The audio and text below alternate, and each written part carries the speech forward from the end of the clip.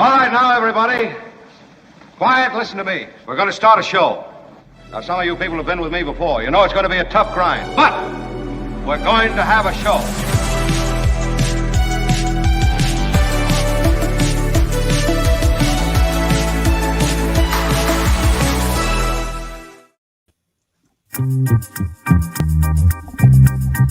Oh, yeah. I know you want to get a glimpse of Kim's living room this morning. Come on, Very Christmas. fire. That is sexy, baby. That is sexy. Look at that living room. Can I get you a glass of brandy? Wow. Yeah. You could throw that tree into the fireplace. Can I take off your slippers? It is an immense fireplace. Yeah, you could that's like a one-bedroom apartment in the city here. That's true. They would charge, what, about $2,500 a month for that in San Francisco. Where we roast the marshmallows. Oh, my God. That's a sexy scene right there. What can you tell us about the scene? What can you tell us about the scene? It's sexy, Larry, sitting by a huge fireplace next to an immense tree. Let me look at that tree again. I think there's an ornament. When you're decorating a tree, you got to be careful not to over-decorate. Am I right? That's right at the limit. It looks amazing, so don't get me wrong, but it does feel like it is pressing the limits of the legal limits of ornament decoration. Do we agree? Yeah, and it might be overlit slightly. I think it's all about the warm glow. Oh, is it? Is it? All right. Well, we've got the glow today. There is much to talk about. How many bathrooms, Kim, is what Becky's asking on the chat. As you know, we have a thing about bathrooms, and we should. It's a fair question. It started with Brett Burkhardt, and then it's extended into all of us. All of us are now obsessed with it. This is actually a picture from inside of an estate. So I'm going to say there's a hell of a lot of bathrooms. Plus, the fireplace alone has 1.5. Exactly. Oh, that's great. Well, it's overlit, says Billy. Maybe if you're the Eiffel Tower. Y'all are awful judgy this morning. No, it's a judgy crowd. It's a judgy crowd. By the way, if you've decorated your house for Christmas or Hanukkah or whatever holiday, you want to send me a photo of your living room or your fun stuff, send it to themarkthompsonshow@gmail.com, and I'll put it up as my picture for the first Oh, that's a great idea. I love that. It's a wild idea. It's a wild idea, but it just might work. Is that guy away? Ooh, it's a wild idea, but it just might work. I love it. Good. Much to do today. I want to just give a quick shout out to Steve Moskowitz, who is our elite and exclusive sponsor for any tax question, any tax needs, tax planning. At the end of the year, there's a lot of stuff going on, and you need to get it done right. Steve can help you. Begin your relationship with Steve Moskowitz. Just give him a call, 888-TAX-DEAL, 888-TAXDEAL, 888-TAX-DEAL, or MoskowitzLLP.com. Good morning to everybody in the chat. Morning. Good morning to everybody who's not in the chat but watching in replay. Morning. Shout out to my replay people. Morning. Come on, replay people. I'll give you another morning. Morning. Yeah. Smash that like button like a boss. Smash it with your iron rod. Hit the thumbs up. If you're watching in replay, please hit us with a thumbs up, too. It helps us in the algorithms of YouTube. I know it's a crazy thing. Costs you nothing, though. I mean, that's the beauty of it. Just give us the thumbs up. So, and if you got the iron rod, of course, that's always the option. You can smash it with that. Brittney Griner released by Russia. It was a 1-to-1 prisoner swap, as you know. We detailed for you the other day the conditions of her likely imprisonment, should it continue in the manner in which it was likely to, had this deal not been reached. And it's a pretty grim scenario, had they not been able to get Brittney out. Biden was restrained. Biden was, I thought, fine, solid in his remarks. I can play you a little of them. John, I'll ask you, you're the big producer, whether or not I should. But what I did want to note is that it's a 1-for-1 swap, as I say, and they say they were trying to get Whalen out, too. He's the other American. He's being held there on spying charges. She was held on drug charges.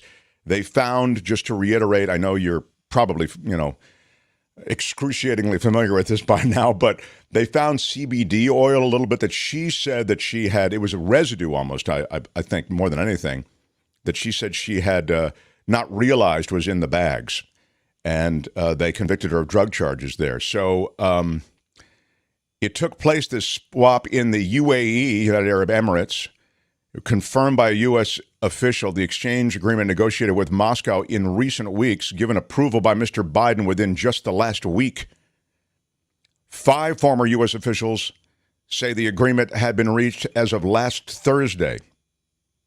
The president said he spoke with Griner by phone from the Oval Office, where he was joined by Griner's wife, Sherelle, and Kamala Harris and Secretary of State Blinken. And she'll get a medical evaluation, which is standard when they, after these prison releases or hostage releases.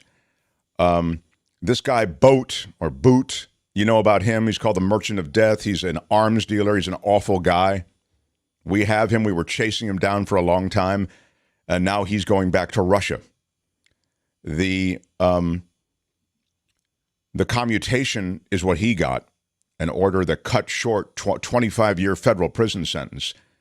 And again, retired U.S. Marine Paul Whelan, who's imprisoned in Russia, is left there. He's been in custody for nearly 4 years now, Whelan has. He was convicted on espionage charges. I don't think any one of us knows whether he's actually involved in any kind of espionage. I feel a sneeze coming on, which will really be ugly. So I'll give you fair warning if I can. Hang on. Excuse me. But they found Whelan with a lot of money. Okay, they found him with a lot of cash, and that's what provoked his arrest some time ago. But they said that he was involved in espionage. Anyway, he's not part of this deal. So it's a one-for-one deal. It was Griner for Boot or Bout. Griner's 32 years old, and sorry, go ahead, Kim. Yeah, that's kind of a bummer. You want them both back. If you're going to release the Merchant of Death, then you would hope that you would get all this done in one fell swoop. Yeah, Mark, do you have that problem when you show up with like a bag of cash or a briefcase? I do travel with when I used to play poker. A lot, and I played for probably more money than I should. But enough. I could afford to lose it, as I always tell you. Please, if there's anybody on the verge of that gambling thing, I think is a really deep hole. I talk about it with Spencer Christian when he's on. So, but I used to travel with a lot of money. A real lot of money. And you do have to kind of show it to them. And you do that thing where you go, well, should I put this in my bag or show it to them? And in this country, you're usually pretty good with it, but you never really know. And there are incidents reported, just to talk about the money and traveling with a lot of cash, and I won't get off on this for too long a time, but just to tell you that one of the controversies associated with these seizures that have to do with alleged drug dealing, one of the controversies is associated with cash seizure, because a lot of the time, and this happens when they pull you over in your car, they pull you over for one thing, they have a reason to search, you're somewhere in a deserted area of New Mexico, and they find, and this is a literal case that I'm giving to you right now, they found, I believe, $15,000, or maybe it was a multiple of that, in cash that these two guys had. They said they were poker players, they were coming from wherever. Well, the cops didn't believe them, they arrested them, they seized the cash. They never got the cash back. So, John is kind of, I think, being sort of funny with that, but it is true that if you travel with a lot of money, they can begin to, create narratives and scenarios in their mind to arrest you for suspected crimes and never return that money. Now, what's going to happen with Whelan in this case, it was, the money return is the least of his problems. He's there rotting in a Russian prison, and apparently the Americans can't get him out, and he's got to be bummed out, as is his family, to see Brittney Griner released, and there's no change in his situation and his status.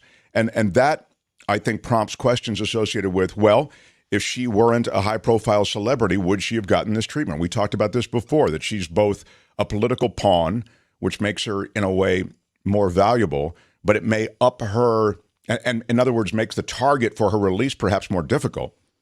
Or might it be that because she's a celebrity and a political pawn, her case is moved up in priority? That's clearly what happened, I think. I wonder, though, did anyone know who Brittney Griner was before this whole thing happened? Her notoriety and celebrity really came the moment she was arrested in Russia. I mean, I right? agree with that. Not many people watch the WNBA relative to a lot of other sports that are televised, so you're probably right about But that. she was in a category that once it was known that an athlete was being held, then the profile goes Sure. through the roof, right? Right. If it was me, people like, who? Yeah. So they have leverage and they got what they wanted. Kathy in Alaska says, per New York Times, President talked to Whalen's family and they understand that a less than ideal deal is better than non-deal at all, and the Russians wouldn't give Whalen with Griner. Well, I mean, they're being gracious in that understanding. Whalen's family, right? Anyway, and I don't know what Whalen was really doing there. He said he was there for a wedding, but there's another part of this, just if I can mention it. There's a certain bizarre quality to the fact that an American, and I believe, and I said this on the radio over and over, I don't care that she doesn't stand for the anthem or whatever the time. I don't care about that. This government, our government, should be getting Americans out of prison in foreign lands, period, full stop. I don't want a patriotism litmus test for who we get out of prison. I want to know my government is coming after me to rescue me, even though I tweeted something that, was against the government or whatever it may be. That was my right, and that was her right as an American. So anyway. You've paid your dues. You're in good standing. That's right. My taxes are paid. So the weird part to me is she's arrested and put on ice in Russia for drug charges, the ones that I had mentioned to you.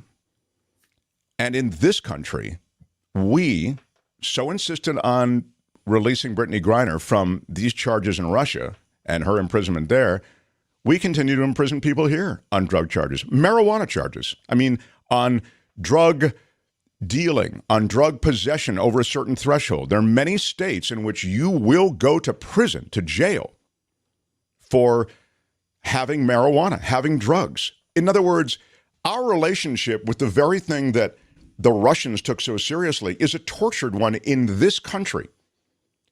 And for all of the guarantees that we heard from Joe Biden, the decriminalization of cannabis, and the Democrats running on that, it's can I use the word high time? No.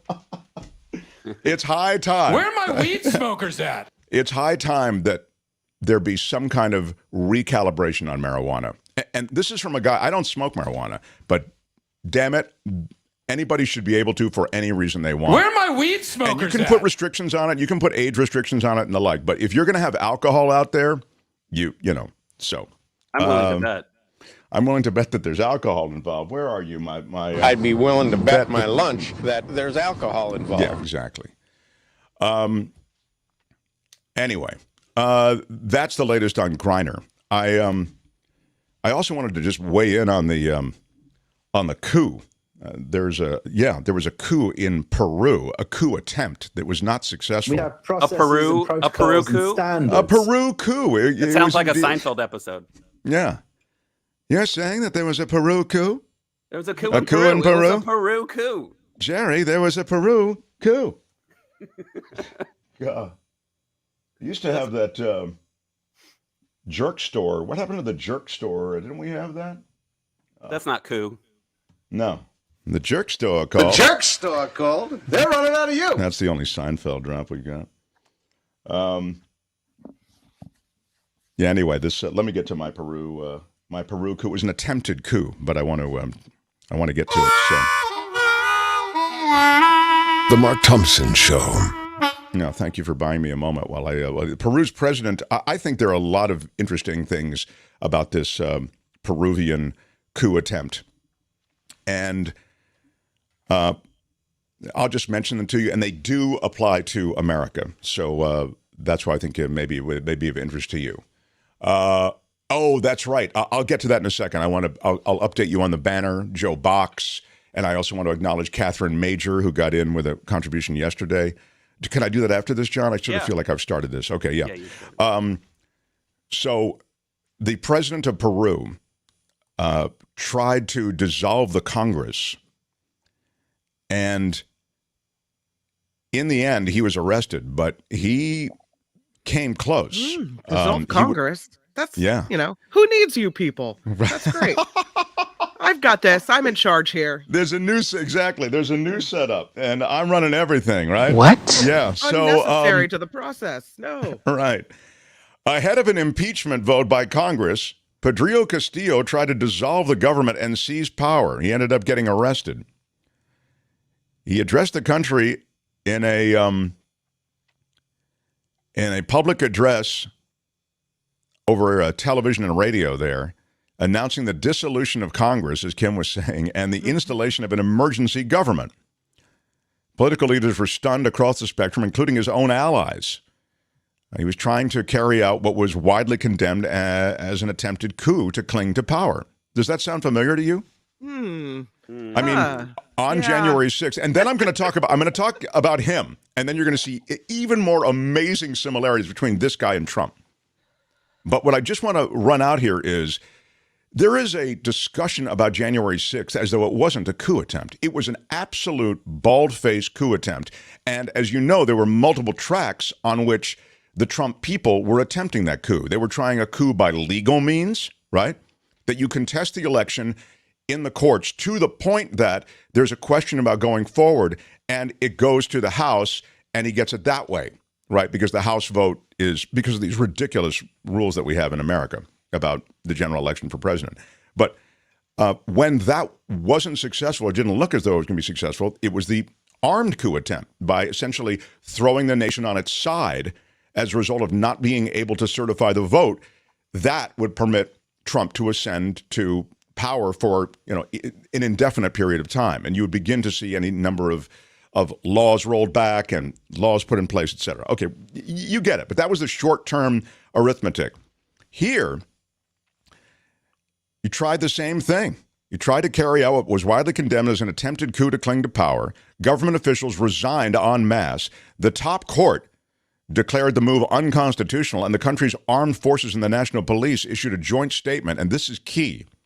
If you have the armed forces, you have the power that they suggested they would not support him. So that was a key fork in the road down in Peru.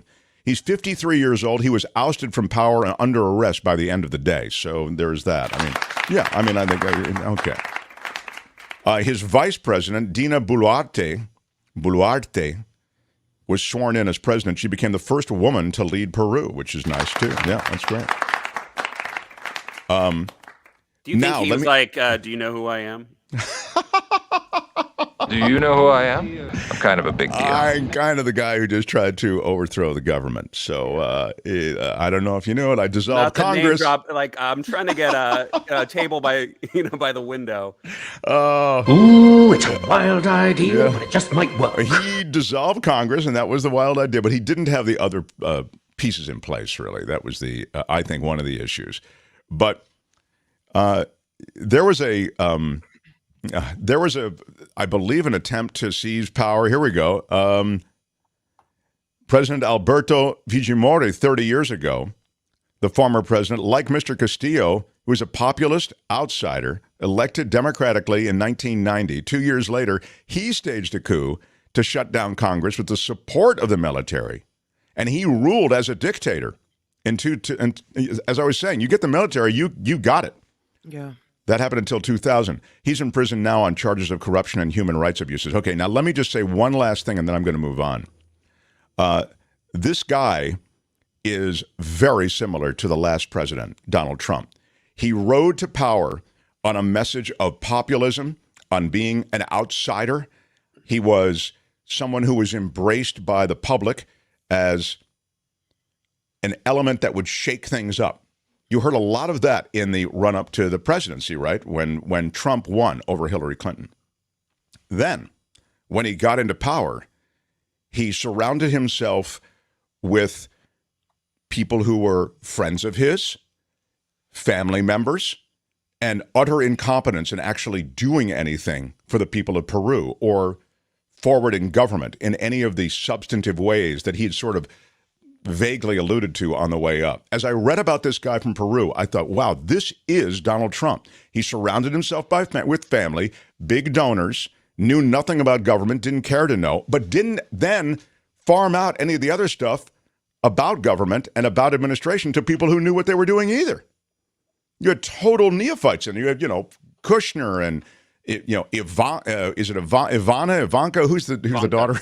Ivanka. Ivana's buried in the golf course. Right? Yes, sorry about that. Right. May she rest in peace. You get them in order, you get extra points. So, and then of course, so beyond the coup part, I just saw a lot of similarities between this guy in Peru, who's now in prison, this Peruvian leader, and Trump. So that's the way I see it. Love to know. Well, the Peruvian people have this fresh in their memory, right? Having a dictator, so they're not going to put up with it. Thank you. I think that's exactly right. So, and as I say, not having the military, yeah. Make Peru great again. Well, Tom what's scary? Is one of the funnier, I think, commenters. He's a great voiceover guy too. Yeah, yeah. I didn't know this, but he sent an email, and Tom, at the bottom of the email, has a link maybe to whatever your business is or whatever, and it's a link to his voiceover work. And I listen, and it's like really good. And what's great about him is he doesn't like have a heavy voice. Like I have a heavy voice, so I'm limited to a lot of things. It sounds like it would be a good voice, but he's got a much more natural read, and it's really, and his copy is really funny. He's a very funny guy. So he sounds bravo, very Tom. sincere. He's yes, unlike me. Yeah. Matt Fury. Matt Fury thinks that former President Trump was great for the country. Wow. Better than prices lower, people owned more, crime lower, border crisis lower. Well, I can take it one by one. Prices lower had nothing to do with Donald Trump. You know that, right, Matt? I mean, come on. Let's be, or Met Fury, I guess, is a pseudonym. But I would say to you, the price inflation that we're seeing has to do with supply chain and a COVID free fall, which started during Trump's administration. I'm tired of any president trying to take full credit for the economy. Can you do things that help? Yes. Can you save the economy from cratering? Yes. But there are too many market forces. This is so clearly the case. Here's what I would say to you, Matt, and I assume the crime lower has nothing to do with Trump, and it's not even true. I mean, you had a rise in these massacres, which you were dealing with almost on a daily basis. You had all kinds of protests in the streets.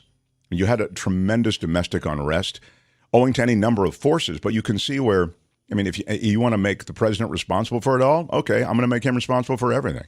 He did that ridiculous photo op in front of that church,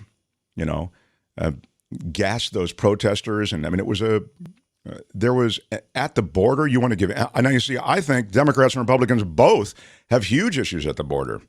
So I don't know what you're talking about when you say prices lower, people owned more.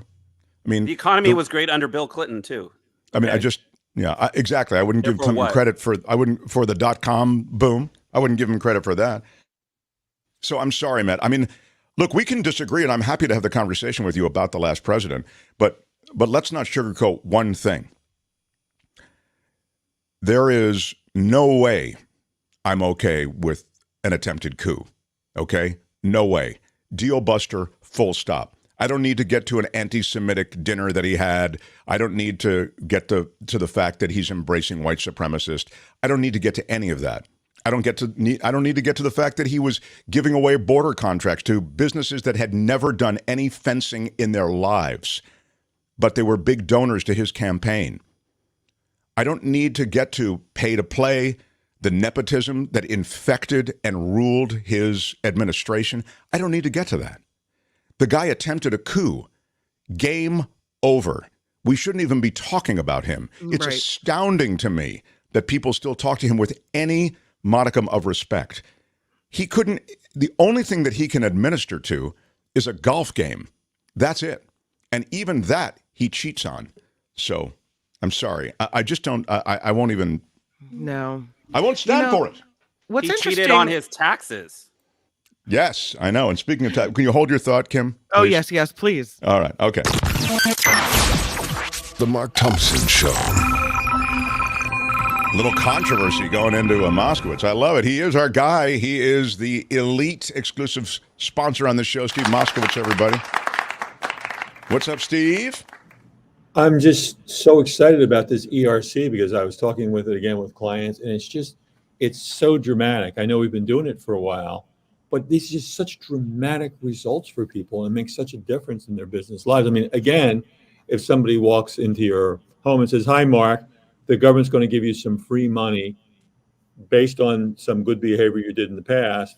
There's no strings attached. Spend it any way you want." How much would you have to think about that? Right, of course. And essentially that's it. It's there for the asking, and there are more ways to get it than are typically known. And that's the big deal, because there's two ways to get it. What I call the easy way, the drop in gross revenue. But most of the firms, most of the CPAs are stopping there and saying, well, if your gross revenue didn't go down by the required amount, no ERC for you, buy next, because they're mass producing them. And we start there too. If we can get it for you the easy way, believe me, we'll do the easy way. But if you don't qualify under the easy way, we say, well, wait a minute. The law says there's two ways to qualify. It specifically says either or. But the other one's a facts and circumstances test. It's not like math. 1 + 1 is 2. That's it. There's nothing to talk about. It's easy. The facts and circumstances test, you have to make a determination. Do you or do you not qualify? That's why sometimes with clients, we wind up meeting with them 2 and 3 times because they're getting us more information. And we have to make a determination. We have to think about it. We have to work on it. And these other firms don't want to be bothered doing that. They just want, fast, like McDonald's, just, constant flow of, in and out, hurry up. Sure, they're doing a volume business. Yeah, of course. Yeah, volume business. Or we say, well, wait a minute. We're here to analyze this. And if you're entitled to it, I don't care how much work we have to do. I don't want to leave that money on the table for the client. Now, obviously, not everybody qualifies. And if you don't qualify, we'll say, look, you don't qualify, and here's why. Unlike the pop-up companies where everybody qualifies and they'll get you in trouble. But if you do qualify, let's get you the money. And that's what I'd like your viewers to understand, that even if they've been turned down by somebody that said your gross revenue didn't go down enough, then we're happy to talk to you. And there are still some people that I'm talking to about other matters who have not heard about ERC. And that was one of the gentlemen I was talking to this morning. He called me about another matter. He couldn't pay his taxes. And I said, well, we could, use ERC to offset. What's that? Oh, let me tell you. And and that's why we talk about it all the time, because the word still hasn't gotten to everybody. Well, it hasn't. You see, what people have to realize is, like, ERC real well, because we talk about it all the time. But like this gentleman this morning, a businessman, he had never heard about it. So what is that? He said, well, I never heard of this program. Well, why didn't my accountant tell me? Why didn't my CPA tell me? And I said, because a lot of CPAs are not doing it at all. And he was a little miffed at his CPA, and I can understand why. But I said, well, okay, we can do your accounting work. We can do your ERC. And that's the bottom line. This is so vitally important. I love that you're available to so many. I talk about the fact that you can be a small business person, a sole proprietor, an individual just filing. Reach out to Steve Moskowitz, 888-TAX-DEAL, 888-TAXDEAL, 888-TAX-DEAL. And we've talked about so many things. The breadth of things that Moskowitz and his company can do for you extends well beyond the borders of California. So anywhere in America, it's 888-TAX-DEAL, 888-TAXDEAL, also MoskowitzLLP.com, MoskowitZ, MoskowitzLLP.com. Steve, let's talk next hour if we can. Thanks, Mark. Okay, my friend. The Mark Thompson Show.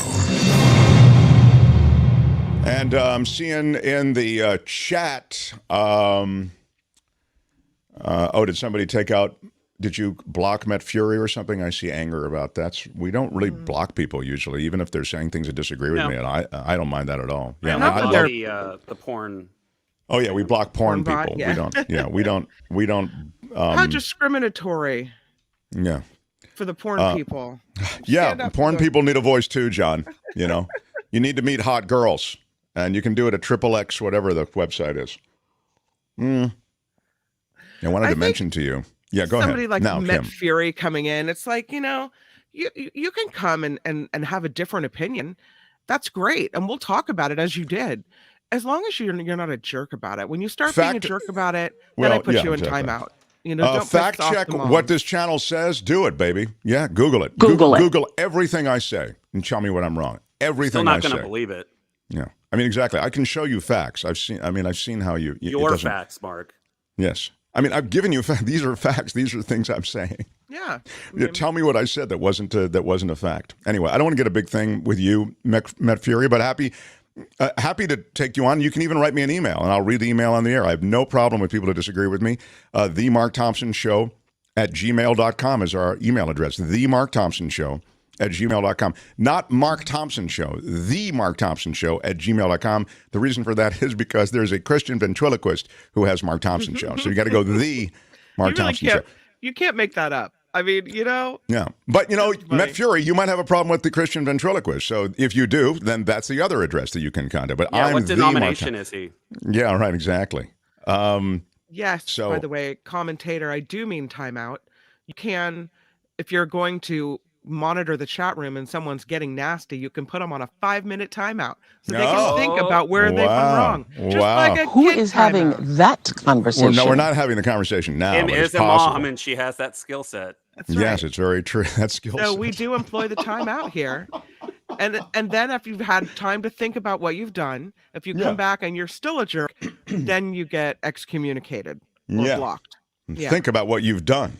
Yeah. So use your timeout time wisely. That's right. Good day, sir. All right. Now, I did want to acknowledge 2 donations, and then I want to tell you something. I was shocked by this. Really shocked by this shocking. Well, I was shocked, and you may be as well. This comes out of the entertainment industry. Shocked?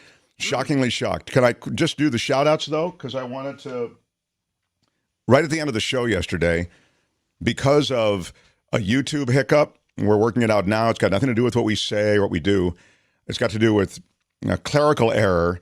We're demonetized for now, so we're not making any money on the YouTube stream, and you can't donate in all the ways that you normally do in the moment, the super chats, the super stickers. So you need to go to themarkthompsonshow.com, and there you can donate. And PayPal is a great way. You just click on PayPal, put in a credit card, but if you have a PayPal account, you can do it that way as well. But 2 people did that. And it's because it requires like an extra click, an extra couple of, you can't just do it on Super Sticker or Super Chat. You got to go to themarkthompsonshow.com. Then you click right there where it says donate, and that's PayPal. But it is an extra click. So I know that fewer people are going to do that. So I particularly want to give a shout out to people who do that, who go to themarkthompsonshow.com and then, click on the PayPal link and then make a donation. So those people are, do you have them, John, please? Yes. John. Okay. Well, let's go with Catherine first. Catherine made $50. Come on, Catherine. Catherine, well done. That's a big. Where's my Dan Ashley shout out? Come on. Big shout out. Thank you. Damn it. Give it to you again. Big shout out. And I'm sorry. I'm moved by that. Catherine Major went to the extra trouble to themarkthompsonshow.com and then gave us the PayPal donation of $50. I'm not going to, but I'm close. I'm not gonna cry. I'm not gonna cry. I'm not going to, but I'm not gonna cry. I'm not gonna cry. it's all I can do not to. Thank you, Catherine. Catherine Major. And that is Major. Thank you so I'm much. going to give you a thank you so much, a British one. Technically, it's a major announcement, right? It is, it's major announcement adjacent. So you're absolutely... I'm not gonna cry. I'm not gonna cry. Don't push me. Don't push me on the cry thing. Jim Moss, $10. Mossware Pro Audio. Google it. Maker of the Honeybee vacuum tube. Whatever that is, they make them. It's the mic preamp. And Jim, love your support of the show, and thank you for the $10 donation. Really appreciate that. Thank you so much. Thank you so much. Yeah, I thought you were going to talk about JR helping out our friend Joe Box. Oh, well, that is what I was going to get to, the update on the banner. Okay. Oh, man, we're running behind, though. Jeez, I wanted to get to this shocking news. The news break is floating. Right, Kim? Okay, we may have to float because I got Jefferson Graham waiting. Really, the beauty of the Mark Thompson Show News Network is that, we're not on a strict clock anymore. We don't have a hard out at 30:30. No, it's true. all what you want it to be. Fantastic. Yeah, it really is fantastic. You're right. We can do whatever we want. That's right. So let me then update Stick the it to the banner. man. John, I'm going to leave it to you. You tell us what the update is on the banner. Well, we had that confusion yesterday because we thought that Joe Box wasn't coming through with the money. But he had won the auction. We auctioned it yesterday for those who missed it. Yeah. Joe Box and Little Anthony. Right. He was trying to submit the money through PayPal, and he had some difficulty. So JR, also in the chat room, came to his assistance, and they transferred the money using Venmo, and then JR ended up giving us a contribution. So it all worked out well, and JR. Wow. JR is to be celebrated. Yeah. Laundered the money. Fake. That's real. Money laundering. JR laundered the money on behalf of Joe Box. Because JR, you're saying JR made the contribution. Joe Box reimbursed him. So in a way, he laundered the money. Joe Box and Little Anthony. I see. I think that's actually interesting. Well, was Fat Andy involved? Mo Black's brother, Fat Andy. He paid the transaction fee. Oh, wow. This is great. Well, we love a good mobster story, as you're well aware. Nobody was killed during this auction. Thanks to JR for making that happen, and thanks to Joe Box. Very, very cool. Thanks to Joe Box. We are going to, we're going to sign he had specific things he wanted. So we're going to sign the banner. It'll be down probably Monday. It'll be gone. It'll probably be up tomorrow, and then it'll be down. Some people were complaining that it was still up. Wow, people really do complain about stuff. All right, let me just hit you with this one shocking thing, and then I want to bring on Jefferson Graham. The shocking thing to me was that Celine Dion has been diagnosed with this incurable, what they call stiff person syndrome. Do you know what it is? It's a weird name, you know. Someone around the corner from me died of that. It's an incurable neurological condition, and she's canceled or postponed dozens of shows on her latest tour, which is the Courage World Tour. She did an emotional 5-minute Instagram video, and she said, she's 54 years old, by the way, "I've been dealing with problems with my health for a long time, and it's been really difficult for me to face these challenges and to talk about everything that I've been going through. Recently, I've been diagnosed with a very rare neurological disorder called the stiff person syndrome. While we're still learning about this rare condition, we now know this is what's been causing all of the spasms that I've been having. Unfortunately, these spasms affect every aspect of my daily life, sometimes causing difficulties when I walk and not allowing me to use my vocal cords to sing the way I'm used to. So because of her diagnosis, she won't, she says, be ready to restart her tour of Europe in February." Your muscles stiffen up. Like you can't unclench them. Yeah. It can prevent people from walking or going about their day-to-day lives, they say. SPS, it's called. Stiff person syndrome. It's weird that, you know what I mean? It's kind of like, that's literally what it does, though. It's this neurological and autoimmune disorder. It's sad. But I was shocked by that. I didn't know that she was affected by it or afflicted by it. But my friend Umberto produced a bunch of her stuff. You go to Umberto's house, like he and Celine Dion were like, they, you know, he's involved in most of her music. David Foster as well. So Umberto works with David Foster, and Umberto's a brilliant producer. And he's got Grammys. Literally, I went for Thanksgiving one year at Umberto's house.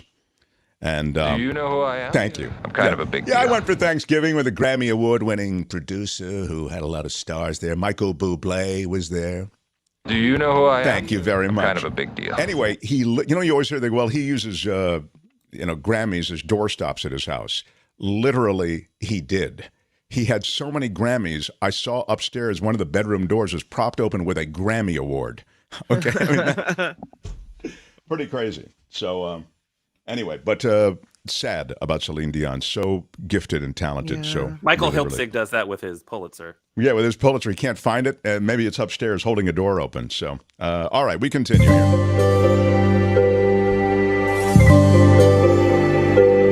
The Mark Thompson Show. How about it for our pal? He is the host of Photo Walks TV. He is amazing. Just completed a trip to France and will premiere a video here. He's Jefferson Graham, everybody. What's up, Jefferson Graham? Smash that like button. Smash that like button like a boss, is what I'm saying. And smash the subscribe button. We want to get Mark to 10,000 with your iron rod. Yeah, I need to get to 10,000, everybody. So if we can smash that like button and get me... Because I think that a lot of your YouTube problems will go away when you get to 10,000. Wow. So, I mean... you know who needed that? I mean, wasn't it? I just want to find 11,780. Right, that's all. That would be great if I could find 11,780. No, 3,000. We need to get, what's it, 2,700, 2,800, something like that? I guess, I don't know where we are. It's 7.7 or something. Which is one more than we have. Okay, well, all I'm saying is, come on, guys. I only need 11,000. I need 11,000. Okay, all right.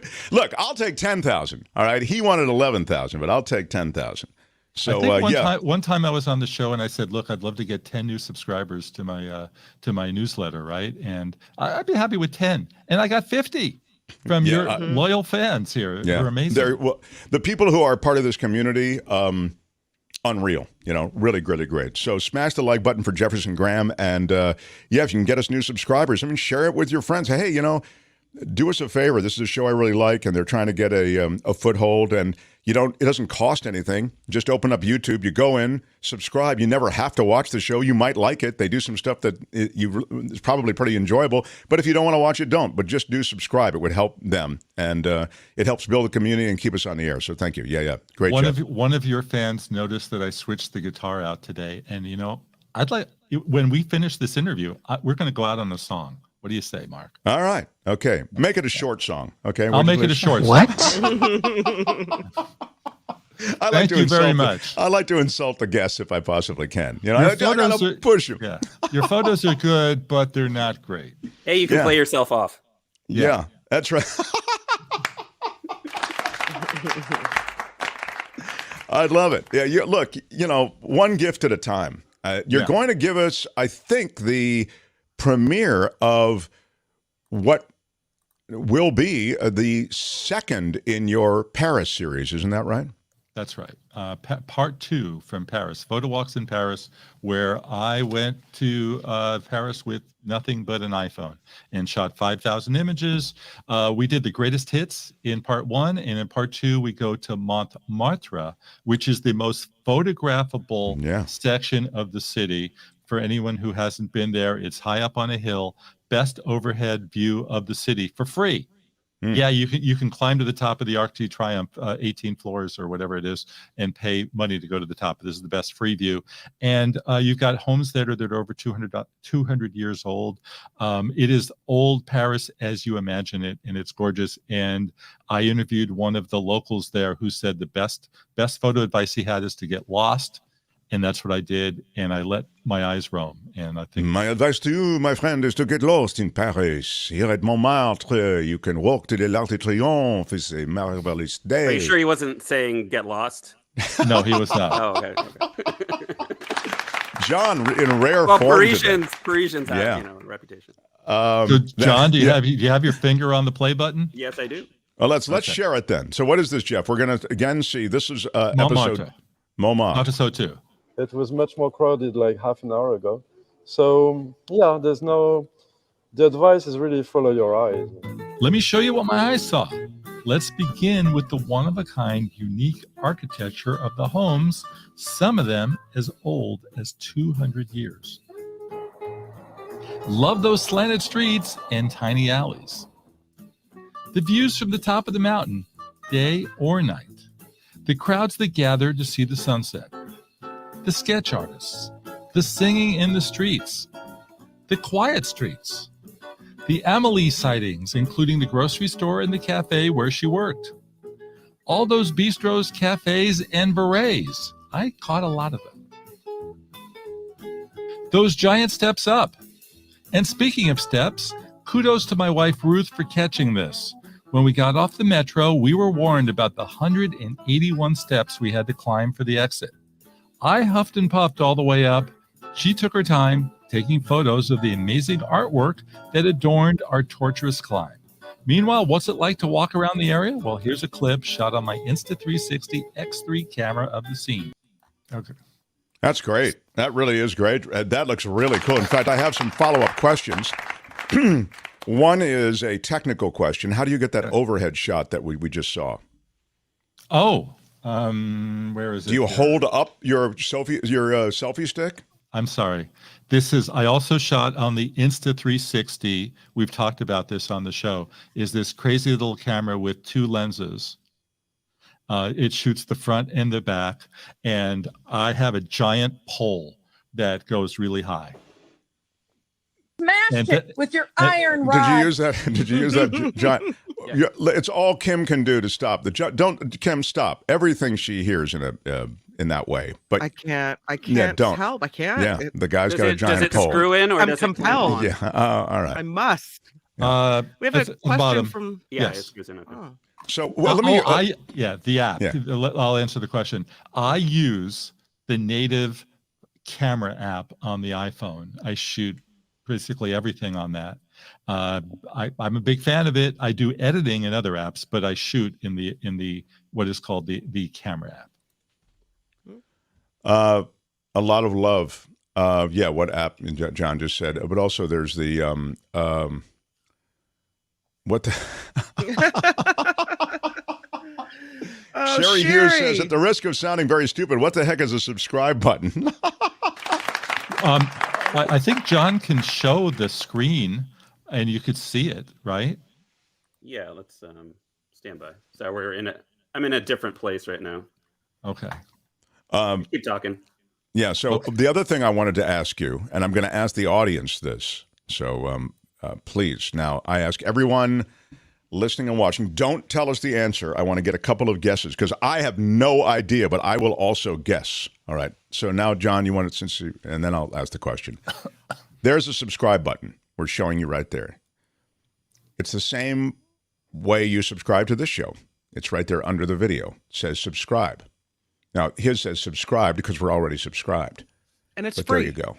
It's free. Right. Yeah, it costs you nothing. That's why I say get your friends to subscribe to this show, to the Mark Thompson And if you show. click on all, you'll get all notifications. Like content's dropped, something's coming up. Well, the main thing is you're helping Mark. You're helping the show. Is a really big help for the show. Well, right now I'm helping you, though. Oh, but thank and you. Then make sure you click like. Click the thumbs up is the like button. So that's what we're talking about when we say click like and that's for the like, right? Exactly, and that's a subscribe. All right, now, so that was a little remedial thing, but it's sometimes helpful, and believe me, I need help. It's I'm a mess. I need my hand held on a lot of this stuff. So anyway, I did want to ask you a question. That's not fake. That's real. No, it's not fake. Okay, in Paris, I have a Paris cost question. Yes. And everybody can play. Do not tell us until we've had a few guesses in.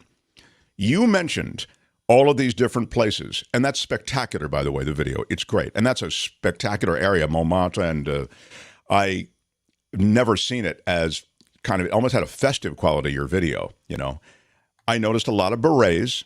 You mentioned berets, and you were even wearing a beret in episode 1. Yes. When you go to Paris, I ask you in the chat, how much will they charge you for a beret? What is a beret in Paris going to cost you? I will take I'm sure there's a range, that they have, but give me the average cost of a beret in Paris. What do you think? I have no idea. I will guess, though. I'm going to guess.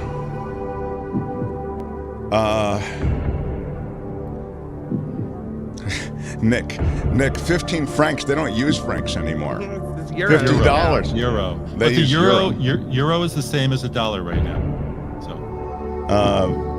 $75 says Irene. Lori says 25. I'm going to say 30 40 euro. 30 euro. I mean, yeah, you can get them in cashmere. You can get them in all these different 35, says Kay. Loose says 60. 100 euro, says John Smith. I think that's not that much. No, you look at all the people who are wearing fancy them. hat, yeah. Yeah, Tony in San Antone says 51. Whatever they can take you for. 20, says Kathleen. So you say what, Kim? 30 euros. 30? What do you say, Johnny? Depending on quality, probably between 10 and like 75. So I'm going the average price. So here's what I'm going to say is the average. $20 will get it done for that's what I'm saying. Jefferson, tell us now. May I weigh in? Well, first of all, they sell berets on every street. Every street. Okay. So from a supply and demand standpoint, there's a lot of supply, you're saying. I should have asked you that ahead of time. You could buy in every color on every street for 10 euro. Wow, Okay. 10 euro is the answer. I went to a fancy hat store where the owner told me, a chapeau store, actually, right? Of course, it's a chapeau store. Yeah. Been in business for 200 years at the same location. And I said, give me your best beret. And he did. And I didn't even look at the price. And I found out I'd spent $65. I was close. Wow. Seriously, what the $65. Actually, that's not a bad price for the best beret. Yeah. In a hat store in a shop. That's what they do. I thought it would be much higher than that, like 165. Wow. Yeah. Well, there's not much to them. The ones on the street I found were a little small. So I have a big head. Yes, yes. So you have a huge metal stick, and you have a huge head, is what we've learned today. Oh wow, my. that's a strong combination, I have to say. But I have my small stick and my big stick, and I didn't take the big stick with me everywhere. But wow. What? Okay. Well, all right. Very, very good. All right. So, yes, a question from Kim McAllister, everybody. I noticed that you were taking pictures of locals or people. Yeah. And I What wonder what's the etiquette of that? Yeah, how is that? You just walk up and say, "May I take your picture, please?" Or how does it? Is that an awkward conversation? Or is it like, may I take your picture, please? I have a large stick. There's two lovers. There's two lovers in the corner of my eye, and they're kissing over there. And wouldn't that be a great shot of lovers in Paris? And I just go really fast. Most of the time, street photography, you're out in the street, it's open season. But there were many times when I did ask people to pose for me, and every person said yes. And I found that in travel photography, if you just go take pictures of historic buildings, very nice, but smiles and eyes really add a lot to your portfolio. Mm-hmm. And I was really happy with my pictures of people. So, yeah, I mean, it is true that when you're taking pictures, even if you're on vacation, of various vacation spots to sort of evoke the feeling you had when you were there, the real things that are evocative of good feeling are the people you're with, or the smiles, the faces. You're absolutely right. And evocative is a ding word. So every time I bought something, every restaurant I went to, it's open season. Since I'm doing business with them, they're going to have to smile for the photo. And yeah, that's at least you Damn have it. those. Yeah. I will buy a chapeau. I'm the host of PhotoWalks TV. Do you know who I am? Yes. It's kind of a big deal. Do you know? Savoir. I don't know how to say it, but I'm a big deal. So episode 2 is up now. When does it go? No, episode 2 just debuted here in a clip, but the complete will be on Saturday. Episode 2 and 3. I'm doing a doubleheader on Saturday. Oh, wow. That's great. 2 and 3. PhotoWalks TV. Find it on YouTube. And you can find all of Jeff's stuff. It's not just PhotoWalks, believe it or not. You can see he's an accomplished musician and photographer, and was the tech writer at USA Today for years and years and years. That's 3 years, okay? I mean, that is, over decades, really, at USA Today. Mm-hmm. Next time you come on, I want to talk tech, especially in the lead up to Christmas and Hanukkah and Kwanzaa. I'm doing my gift guide. I'm doing my gift guide for next week. And where can people find? You'll do it here. Yeah, we'll do it. We'll do it here. You'll parallel what's on the website too. Yeah, Jefferson Graham, jeffersongraham.com. You're also in Substack, right? So all of these different things. Put it together for Jefferson Graham. Oh, do you want to take us out with a little music? Yeah. Yeah. All right. Let's hear it. Let's see who recognizes the song first. No. Oh, it's the White Christmas, of course. Wow. No.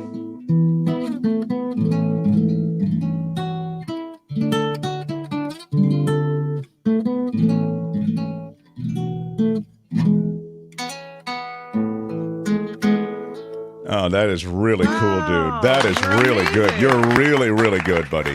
So great. Great visit. Thank you, Jefferson Graham. See ya. Love you. Talk to you soon. Take care of that big stick and the other thing there was. Play guitar anytime. That's The Mark great. Thompson Show. It was great. I loved it. How would you handle this? We could try ignoring it, sir. Morning. You cannot say you love your country. Where are my weed smokers at? Stay at home and get baked. I wanted to touch on something before we do take a break for Kim's news. And we also have a major announcement, and it really is a major announcement. after 11 o'clock. I'm not happy about it. So I feel like maybe a little mini Law and Disorder. Could I do that? Yeah, it's tough because it's both Law and Disorder and Stories from the Sky. But let me do a mini Law and Disorder, and you'll see why there's overlap here. In the criminal justice system, the people, pimps, addicts, thieves, bums, winos, girls who can't keep an address, and men who don't care, are represented by two separate yet equally important groups. A cop, a flatfoot, a bull, a dick, John Law, you're the fuzz, the heat, you're poison, you're trouble, you're bad news. These are their stories. Let's jump on a flight where Chris Christie's niece was kicked off in New Orleans. Yes, it wasn't just any removal from a flight. She was so belligerent, she bit and fought with deputies, injuring 6 deputies. She asked passengers that she perceived to be Latino if they were smuggling cocaine. I mean, it's pretty rude behavior just before she got kicked off. But then she became so belligerent, she literally asked these people if they were drug mules, okay? She said, I'm very well connected. She's a niece of former New Jersey Governor Chris Christie. Do you know who I am? Yes, she hit a heavy dose of, do you know, who I am? Exactly. I'm kind of a big deal. And she said she's going to take everybody's job, have everybody demoted. She bit, kicked, and spit on the sheriff's deputies trying to detain her on Thanksgiving Day. This happened. Shannon Epstein, 25, boarded the Spirit Airlines flight. Hard to believe anything goes sideways on a Spirit flight. Flying to New Jersey, back home. Asked a family who were near her and whom she perceived to be Latino if they were smuggling cocaine. Airline workers requested Epstein be removed from the plane. She became increasingly irate. The plane, which had already started to taxi to the runway, returned to the gate. When deputies arrived, Epstein refused to get off the jet bridge and into the terminal. When they tried to arrest her, she became extremely combative. In the scuffle, she injured 6 deputies, biting one on the arm and breaking the skin, kicking the other in the groin. They were treated there by paramedics. Meanwhile, she shouted that the deputies were going to lose their jobs or end up in jail, boasting that she was related to powerful people and that her uncle is a friend of former President Donald Trump. She said Chris Christie, she indicated Chris Christie was her uncle, and 7 deputies were needed ultimately to handcuff. That's kind of funny. She's like, I fly Spirit Airlines. Do you know who I am? Yeah, right. That's right. There's never been anything like this. Yeah. They booked her on 6 counts of battery on a police officer, 3 of disturbing the peace, and 1 of resisting arrest by force. Also, she paid $10,000 in bail and was released, scheduled to return to Jefferson Parish down there in New Orleans on January 23rd. That's Law and Disorder for today. Tune in again next time for more Law and Disorder on The Mark Thompson Show. All right, that's it. Let's roll. Hey, let's be careful out there. It's a wonder, what do you do when somebody loses it who you're traveling with? Anybody ever been in that situation? You're fine, but all of a sudden, your partner, your buddy, your friend, drunk or belligerent or whatever, just having a bad day, starts to make a scene, I think that, You start recording it. Nikki has a story about her honeymoon. Her husband, who she just married, left a knife on accident in his carry-on bag.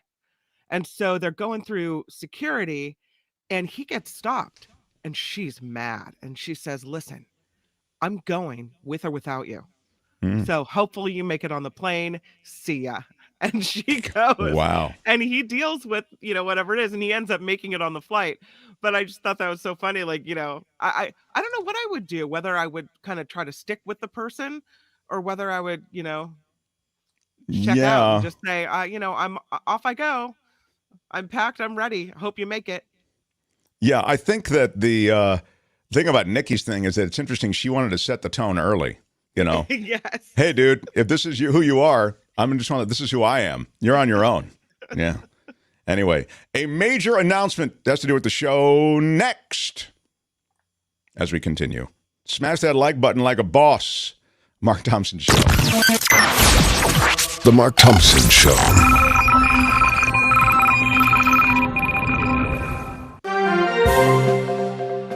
On the Mark Thompson Show, I'm Kim McAllister, and this report is sponsored by tax attorney Steve Moskowitz at 888 Tax Deal. The Russian arms dealer freed in the swap involving Brittney Griner was sure that a deal would be made.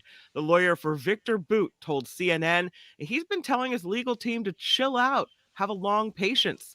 Bout, known as the Merchant of Death, was serving a 25-year prison sentence in the U.S. for conspiring to kill Americans, acquire and export anti-aircraft missiles, and other charges.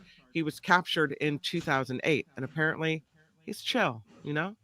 The top lawmakers celebrating the passage of the Respect for Marriage Act. The bill to codify the right to same-sex marriage now heads to President Biden's desk after the House passed it. House Speaker Nancy Pelosi said the bill was needed to uphold marriage equality under federal law and protect Americans from bigoted extremism. Senator Chuck Schumer will serve a second term as Senate Majority Leader. Schumer reelected to serve another term in that leadership role this morning. Texas Republicans out with a sweeping border security plan that will be pushed into the spotlight when the GOP takes control of the House next year. Congressman Jody Arrington says the plan includes finishing the Trump-era border wall and reinstating the so-called Remain in Mexico protocol that would keep asylum seekers south of the border until their court hearing. Republicans also would like to designate drug cartels as terrorist organizations. California at the center of a national milestone. The first ever federal auction for wind farms off the coast is over. 5 companies had the highest bids for 5 leases totaling $757 million. $757. The plan is to build turbines that float in the water and can send electricity along the seabed. The sites have the potential to power nearly 2 million homes. Governor says this will help transition to 90% clean energy by 2035. Well, Belinda's going to be along. I just want to mention it, Kim. Belinda Waymouth, who does It's the Planet Stupid, she'll be along next hour, this hour, I guess now, and we'll talk about this. So thanks for mentioning it. It's not without controversy. I mentioned it yesterday on the show. But look at the environmental impacts, because I think, you talk about clean energy and you think that's good for the environment, but it's, as always, it's a balance and a juggle about, trying to do what good on one hand and trying not to do harm on the other. Right, and if you missed it, we'll get into greater detail with Belinda again after about 11:35, but it's just in the construction of these things, there is considerable damage to the environment, and then once they're up, there's certain, but it's a cost-benefit thing. So anyway, we'll get into it next half hour. So I'm not sure if you've been following the Theranos trial, but former Theranos COO Ramesh Sunny Balwani has been sentenced to nearly 13 years in prison. This happened yesterday. He was convicted on fraud charges after the implosion of that blood testing startup company. Balwani was romantically linked to Theranos founder Elizabeth Holmes, who later accused him of sexual and emotional abuse. He ran operations at Theranos as it secured investments from a long list of heavy hitters. About 100 teachers in San Francisco are back in class today. They all... Oops, what happened to Kim? Oh. Yeah, that was a not the exit that she really wanted, probably, is what I'm guessing. No. Yeah. Well, we'll get her back. We've lost our feed. We've lost her. We've lost her, Captain. What do we do? I mean, how would you handle this? How would you handle this? We could try ignoring it, sir. We could try ignoring it. I don't think it's too late for that. Yeah. Do you think she's like talking to herself right now? I hope she's aware of it. Yeah, so maybe text her, let her know you're not on anymore. Yeah, well, I don't know what to... Sayonara, sucker! No, it's not. I don't think they need to be cruel about it. All right, so we'll get Kim back, and I don't know. It could be we've had that issue with me with all of a sudden the internet goes out or something. You have to toggle or so. We'll try to stall here for a second. She's still talking. I'm on the phone. I could hear her talking. Oh my God. The abrupt showdown. Oh wow. knowledge to work for individuals and businesses alike. If you need help with your taxes, give Steve a call. It's 888-TAX-DEAL, or you can catch him on the web at Moskowitz LLP. Yeah, it's good. What can we just do a thing where she comes in on the phone? We just keep the phone open. That would be awesome. You weren't on the air for like the last show, so we've been making fun of you. Well, yeah, I don't know. I mean, I don't know if making fun of you, but definitely pretty bizarre. That was pretty funny. Anyway, well, I guess that's that, everybody. They had to close down an entire radio station to silence him. And now he's here. Ladies and gentlemen, Mark Thompson.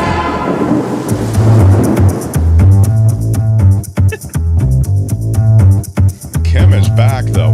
That's the good news. Yeah. Ladies and gentlemen, I'm Shadow Stevens, and this is the greatest radio show in the history of the world, The Mark Thompson Show. It's in all the record books. Oh, I love it. Shadow is always on, man. You can't turn him off. Mm-hmm. Yeah.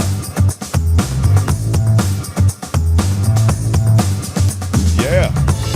Got my Kim. Kim, how are you? Yeah, Kim's ready. Kim, how are you? Yeah. Kim, how are you? Mm-hmm. Kim, how are you? Yes. Kim, how are you? Right. Kim, how are you? Mm-hmm. Big shout out. Mm-hmm. Kim, how are you? Big shout out. What he's got going here is a situation. Yeah, baby. You know it.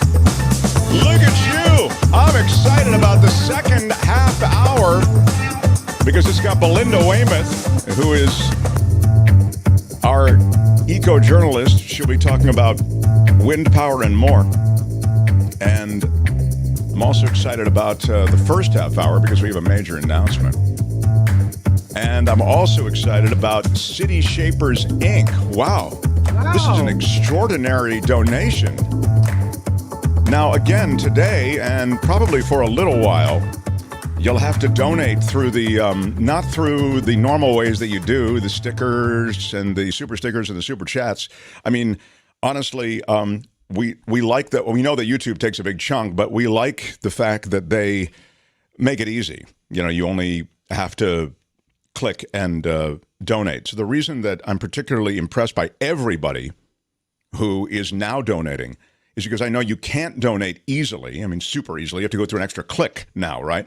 You go to themarkthompsonshow.com, and there's a PayPal link, and you just donate through PayPal. And everybody can donate with credit cards or whatever that way. But you do have that additional link. So what I'm particularly struck by is when people go through that extra step and they donate this much. I mean, this is a substantial amount of money, $100. And I want to say this, Kim, and I know you've just rejoined us. Yeah, I don't know what happened. I don't even know how much news you heard. I don't know. I heard the minimum daily requirement. Okay.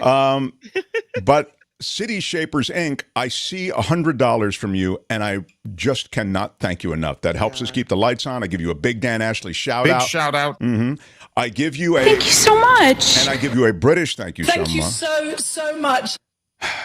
And at $100... I'm not going to cry. I'm not going to cry. I'm close. I'm already close to tears because of something else that you're going to be hearing about. But... I'm not going to cry. I'm not going to cry. 100 is well over the amount that takes me almost all the way there. I'm going to give you thank you. And I really do appreciate it sincerely. Great. Linda Galdieri, come on, $25. Big shout out. Thank you, Linda. Thank you for going that extra step and hitting the click to themarkthompsonshow.com. Harry Magnan. What up, Harry Magnan? Thank you, Harry. Love that. James Slayton. James is a big supporter of the show. Really appreciate you, James Slayton. Thank you very much. I'll give you the Will Smith. Thank you very much. Nice. Thank you so much. And the British thank you so much, James. We know you watch and you support, and we appreciate that very, very much. So, we do have a major announcement here on the show, and I'm going to actually comfortably invoke the major announcement. A major announcement from the Mark Thompson Show. A major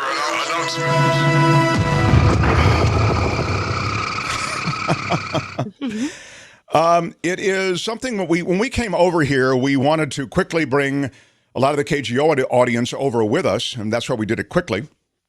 And wanted to bring Kim and wanted to bring John, and wanted to power things up quickly. And one of the people who was really so instrumental in that is the producer, fabulous producer John Daly. So fabulous producer John Daly works tirelessly behind the scenes. Fabulous producer John Daly. And he's a big he's a big contributor on the show. He's funny, he's smart, he's everything you want in somebody who you're going to work with. Hang on one sec. He's a great colleague. So it is with great sadness that I tell you that, but also great excitement, that I say that John's got a real job. He's just picked up this magnificent, substantial job with benefits and all the rest. And sadly, though, has to leave the show. It's really sad for me and for Kim and for, I'm sure, much of the audience, because we love John so much. I mean, truly, I don't think I could do the show without John Daly. I just think I've told Kim this. I've told others this. I mean, I think I've said it on the radio in Los Angeles when I've been on. He is mission critical. So trying to find anyone to fill his shoes will be hard. But I'm so excited for him because I also consider him a friend, and I love this opportunity that he's taking on. So John, we love you, pal, and really going to miss you. Well, thank you. It's kind of emotional because I really enjoy being part of the show. I also enjoy having healthcare, so it's a difficult balancing act. I came back to KGO to do everything I could to return it to what it was prior to the big blowups. Unfortunately, it didn't really work out, but we did our best, right, Kim? Yeah, we did. One of my, biggest accomplishments was tirelessly lobbying KGO management to bring Kim back full time, and I feel like that was one of the most successful things that I accomplished while I was at KGO. Aww. And I'm really proud of that because the audience knows that she's beloved and she's part of the KGO that we know and love. It's been an honor to work with Mark. I've been able to work with some of the greats in radio broadcasting. Mark's right up there with Gene Burns. They're both very, very funny, and they both elevate everyone they work with, which is not always the case. I'm not going to name names, but not every talk show host is the sweetest person in the world, and Mark is. And I just want to thank him for his generosity and his friendship. Oh, I'm crying. Are you crying? I'm already crying. The Mark Thompson. No, I'm not going to cry. I'm not gonna cry. Oh, I'm not gonna John cry. Daly, we're gonna miss you so much. You're the best guy. I'm not gonna cry. I'm not gonna cry. Well, I don't know. I'm ready for a new adventure. Hey, I hear Orange. What is it? The Panda Express that serves orange chicken. They pay more than Cumulus Media, so there are options out there. I want to try something new. Yeah. Oh, here it is. Panda is offering, I see, $19 to $40 an hour to start. Wow. Yeah, that's not bad. Well, it's really sad for us. We really do love our John Daly, and well, not everyone. Everyone I know, so and care about. So it's sad that we're going to lose you. You're helping to transition somebody else, and on Monday. We will have somebody. This is no picnic, no summer camp. Right. It is tough. There's a lot to manage here that, you don't see. And then there's stuff that you do see. And you can see even in, John is not, you're not going to KCBS, John. No. You're not yet. No. As much as I love traffic and weather together, they are hiring. If anyone's interested, they need a producer for traffic and weather, which is, the dream job, I guess. Well, you are high as a kite. John really has helped put everything together, and so we'll miss him. And on Monday, at least on an interim basis, because we're just trying to, stopgap it. But somebody who's familiar with the show is what we wanted, and somebody also who you were familiar with. That's what I wanted. And fresh-faced former producer Albert will now return as the commissioner of sports and as fresh-faced producer Albert. So he will return to the fold here, and we're excited about that. But again, that's to stopgap it, and John is so clear of our, with our systems and how we do everything. Processes, protocols. We have processes and protocols and standards. Right. And so John has tried to get Albert up, or is trying to get Albert up now on how those work. Again, just maybe even on an interim basis. But, I mean, I'm just hoping John will return. John, you told me, and I guess I can just share this with everybody, that when we do live events, and we will do a couple of live events in the new year, where we try to bring this community, the virtual community, together, those who can manage it, that you will come to those if at all possible. Oh, did I promise that?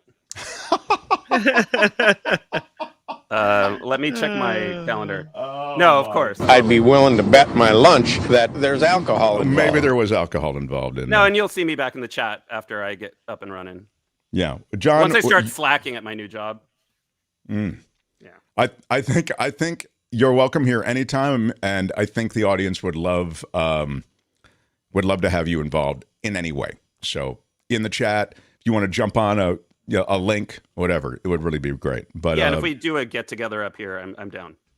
Yep, that'd be really, really cool. So it's a tough pill to swallow, but again, it's we knew when we came over and began this that someone like John would likely find something else, but he was so cool to still stay with this and help us. We really raised the church. We those in those videos where they build it in like a day. Can I say one thing? Yeah, please. Launching a YouTube channel is a pain in the ass.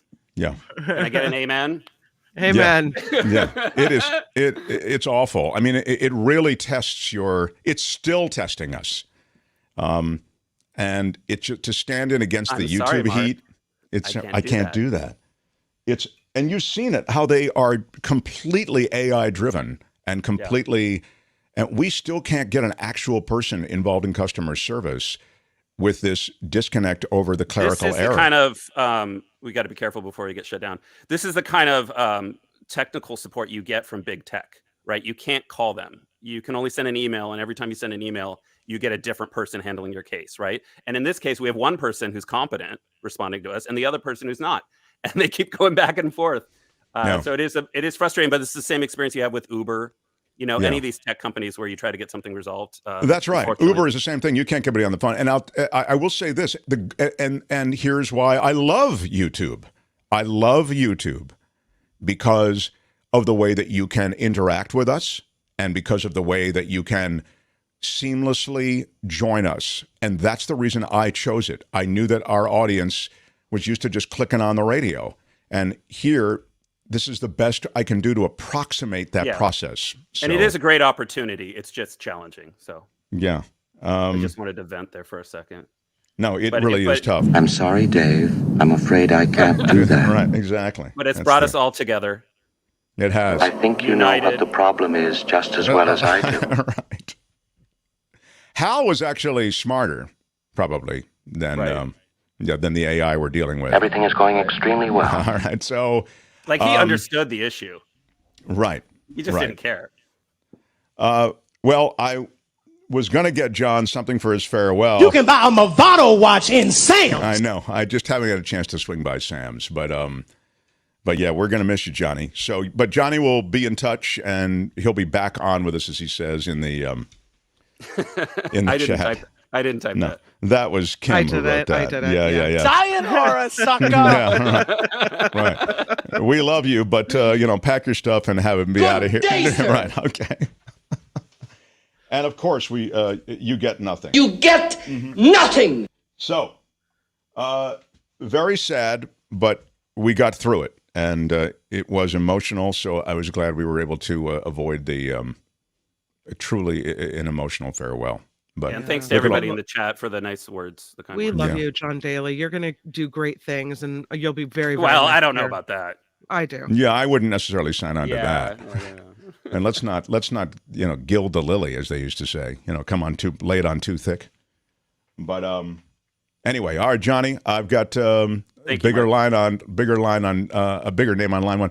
Yeah, I love you. I truly do. And so we'll be in touch. Kim. Mark, yeah. Thank you.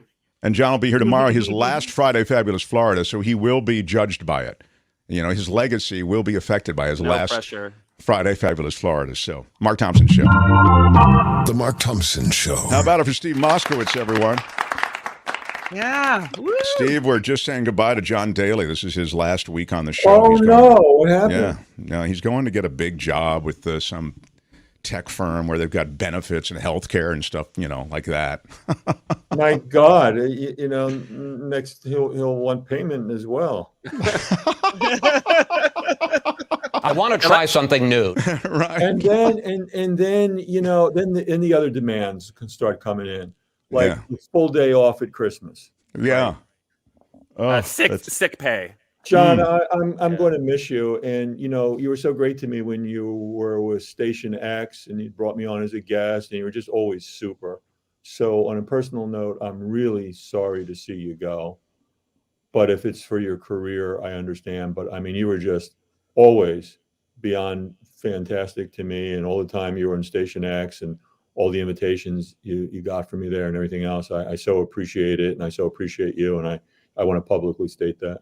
Oh, well, thank you, Steve. And likewise. And when this all came together, Steve and I talked, I think we talked for maybe an hour and a half about KGO and the demise of KGO and how sad it was. And I really got to know Steve and his love of talk radio came through and his love of what we now miss, right? Which is that open forum and that public discourse that we had through KGO. It really was a gem, and it's sad that it's gone. But the fact that Steve was willing to step up, he worked with us. He knew that it was a challenge, and he said, "Hey, I'll be flexible, both ways." And he's really stepped up, and it's really honorable.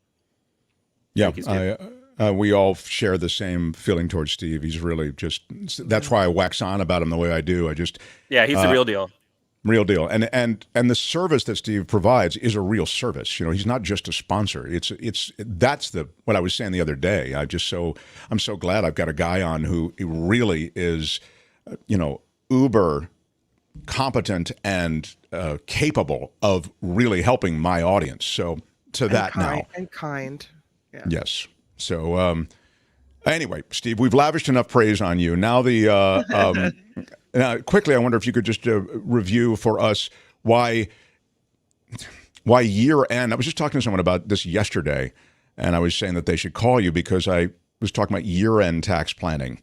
And, you've got ERC, but they're also just basic opportunities you have as a taxpayer that are lost to you if you don't have somebody who's a professional like yourself doing it. Absolutely. And what I say is there's 3 areas of tax planning. The biggest area, people just totally ignore it, and then the following year they complain about they're paying too much taxes and why the big companies don't pay taxes. And the answer is because the big companies do tax planning year round. And then there is year-end tax planning where people hurry up and do things before December 31st. And we do that for clients too. But the best form of tax planning is the year-round tax planning. And Apple does that. And I always ask people, I said, so you think you make more or less than Apple Computer? Everybody laughs, I make less than Apple Computer. And I said, guess what? You pay more taxes than they do because they have an army of guys like me that do this. And Tim Cook is always talking about, he was amazed how much time he spends dealing with Apple's taxes with their tax people. And the bottom line is that's why I became a tax guy. And that's what I want to do for the small companies because there's so much that's available. Yeah, I mean, this is the thing. When you know the tax code the way Steve does, there are opportunities for small business owners. It's not just the Apple computers that have all the opportunities. It's there, but you got to really be willing to go on that treasure hunt. And the great thing about Steve, again, he's right here. The great thing about you is you've been on those hunts already, so you already know the routes. It's not like you're starting fresh every time with new clients. You've seen so much in the over 30 years you've been involved. That's true, and that's one of the advantages because basically most of what we do is the same few cases over and over and over again, and that's what you want with a physician, where you don't want somebody to say, well, I'm going to look that up and see where to cut you. You want somebody that says, Oh, ho-hum, another one of those operations. That's what I do all day long for the past 30 years. And here's what usually happens. But sometimes it's an oddball case. And when the oddball case happens, oh, blah, blah, blah, you do this and this and this. That's the person you want operating on you. That's exactly right. Try to reach Steve, and you will reach him. He's got people there all the time. 888-TAX-DEAL. And as I mentioned before, anywhere in America, anywhere in the world, reach out to Steve. He can help you. 888-TAX-DEAL, 888-TAX-DEAL. We've hit him with like these pop quiz questions that come from the audience, and he always is able to help. He can help you. 888-TAX-DEAL, 888-TAX-DEAL, MoskowitzLLP.com online, MoskowitzLLP.com, Moskowitz, MoskowitzLLP.com. Steve, thanks so much, pal. Thanks, Mark. Okay. The Mark Thompson Show. So coming up in the next half hour after Kim's news, we'll have Belinda. Yes, she is back. She had, I think, a 2-week hiatus, but she is back. And we're going to be talking about wind farming and offshore wind energy. You know, there are all those leases just granted. It was in Kim's news before she was cut off. And there is some controversy associated with it, but it also represents a bold step toward alternative energy. So we'll talk to Belinda about that. Smash the like button like a boss. That's all I have to say. I mean, hit it. If you're in replay, shout out to the replay viewers. Smash it with your iron rod. Give me a thumbs up in replay. Come on, Smash replay. It with your iron Step rod. up for me in replay. And then if you want merch, the merch shop is open 24 hours a day. GetMarkMerch.com. But there is another flash sale coming, I think. It'll be on certain items. So I will tell you about those next week, because I'm getting a lot of emails and questions about what's happening with the merch site in terms of another sale. So those who missed the KJO and Exile t-shirt, those who want one of the touch tools. Do we have a touch? No, here it is. Well, we know Kim has a touch tool. Yes, does she ever? How many touch tools do you have, Kim? Yeah. I don't know what you guys are talking about. I plead the fifth. She has one for each hand. Oh. Yeah, this is the thing you can use so you don't have to actually make contact with the flu season and the RSV, and with COVID, it's the triple threat. Maybe you want a touch tool. But also the classic mugs and everything else, KGO and Exile t-shirts are still there. GetMarkMerch.com, but there's a flash sale coming, so I wanted to tell you about that. Smashing like an iron rod. John is leaving. Is there anything else I'm leaving out? Click Johnny? like and subscribe. Yeah, hit like and subscribe. Get more subscribers. Go out and do the Lord's work. I do think that there's much to talk about with Belinda, so I'm excited that she's back. So we'll get to Belinda next. Mark Thompson Show. The Mark Thompson Show.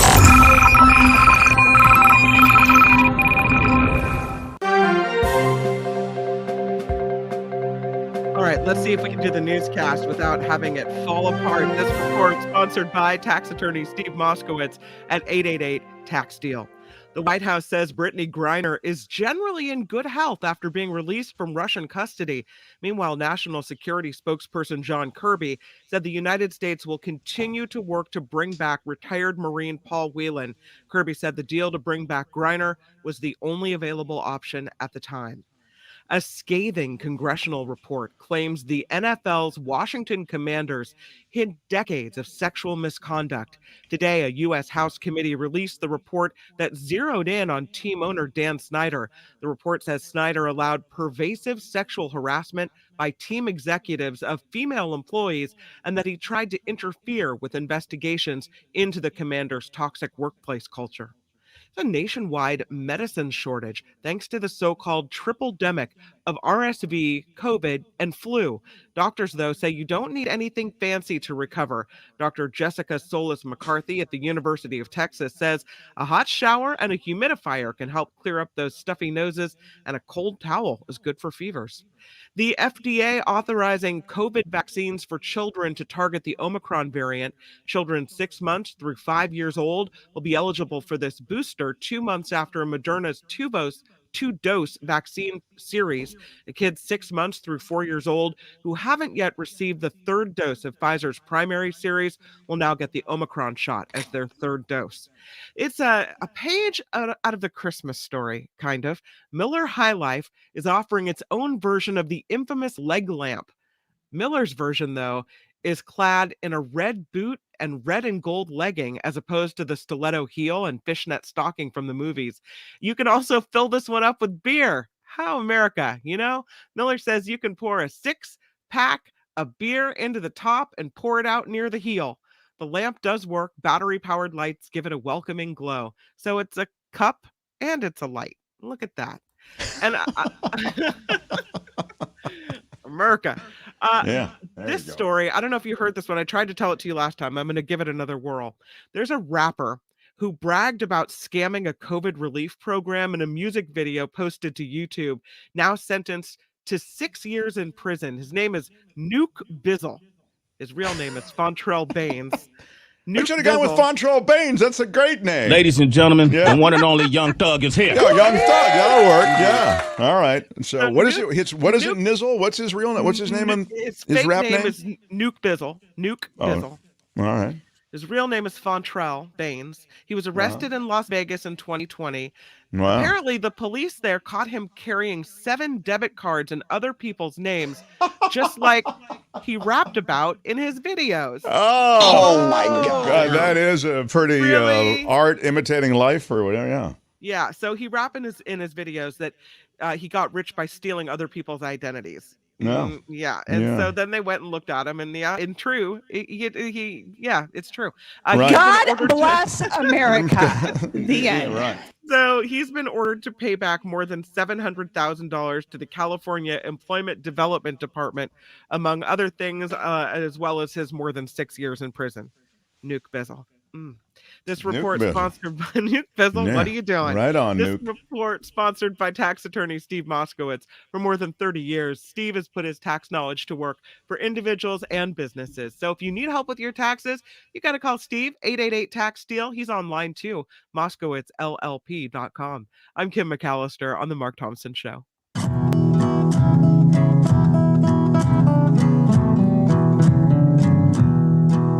The Mark Thompson Show. Who's Mark Thompson?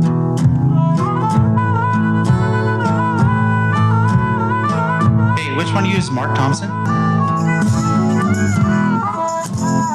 Thompson, party of 4. Yeah. Well, I need another music bed because I've got to get Belinda's Open ready to go. Can we do can I just hit? Thank you very much. Just give me a minute here.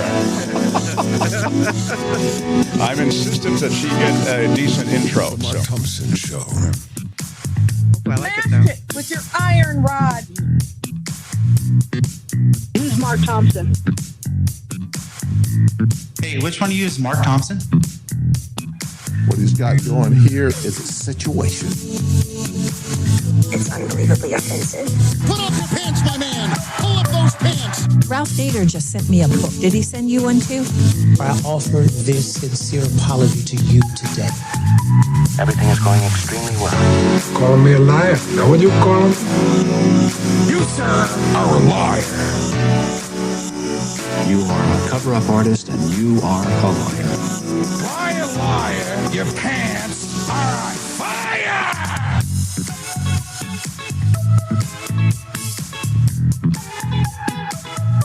Google told me.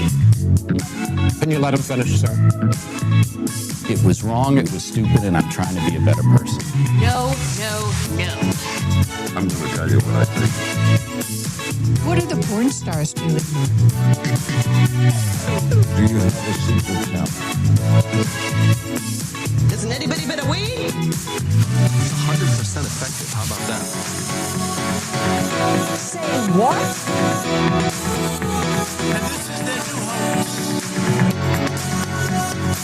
I hate to. There is no defense Yes. for my conduct. All right. I have to fade it because I have a. I found the reason is it's mislabeled, and It's mislabeled.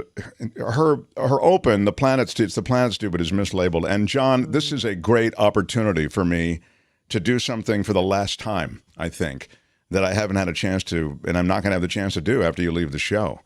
And that is... whoever is producing this thing has no idea what they're doing. Even though you had nothing to do with the labeling, and it was likely, it's still, you're the producer. It's something that Albert could handle. We'll put that on the list. Yeah, right. He's certainly familiar with the blame. So let's get right into it. On Thursday, she joins us and talks about journalism related to the planet and what's happening with issues in the environment and beyond. She's Belinda Waymouth, and this is It's the Planet, Stupid. The planet Earth. Some call me nature. I am very passionate about the planet. Earth. A living, breathing planet capable of sustaining whatever life forms we see fit to deposit on it. Spock, judging by the pollution content of the atmosphere, I believe we have arrived. It's the planet stupid. No. It's the planet stupid. And here she is, without further delay, Belinda Waymouth. Belinda, hello, welcome. Hi. Thank you for being here. Yeah. Oh, totally my pleasure. And of course, with the right intro, I really hope I can deliver today. It just lifts the segment to a different place, that's all. I'm a production guy, so I like stuff like that. But I was excited that you were going to talk about wind power because yesterday on the program, Kim and I were talking about the fact that you were coming on, and because Kim had a story in her newscast about these leases for offshore wind energy. I wonder if you could speak to it. And then I really want to, I was kind of hinting at the controversy around it, so maybe you can speak to that as well. Yeah, well, as you know, I'm always, such a proponent of any kind of renewable energy and that we have to be making this shift. And that offshore wind is an incredible resource because the winds blow stronger out there, and they also blow at the time of day when we need them, the late afternoon into the evening. And, that's when people are coming home, they're putting on air conditioners, they're putting on loads of washing. And people are always talking about, with renewables, what about when the sun isn't shining and blah, blah, blah.